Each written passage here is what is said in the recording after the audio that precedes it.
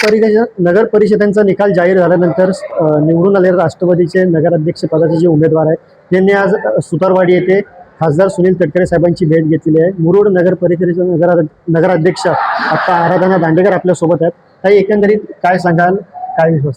सर्वप्रथम मला तटकरे साहेब, अदितीताई आणि अनिकेत भाई यांचे खूप आभार मानायचे आहेत। त्यानंतर माझे आमचे जे पक्षाचे कार्यकर्ते आहेत ज्यांनी इतकी मेहनत घेतली आणि त्यामुळेच आज ही सीट आमची लागली आहे, त्याच्यासाठी त्यांचेही आभार। सर्व मतदारांचे आभार।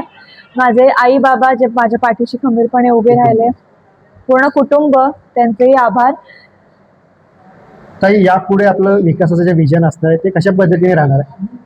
आम्ही आमचा विकासाचा जो आराखडा आहे तो आम्ही मांडलेला आहे सर्वांच्या समोर।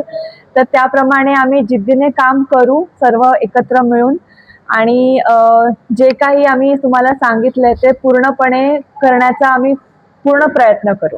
धन्यवाद ताई। तर या होत्या आराधना दांडेकर, त्यांनी नवराष्ट्र सोबत बोलताना आपल्या भावना व्यक्त केलेल्या आहेत। नवराष्ट्र न्यूज साठी पियुष भोसले, रायगड।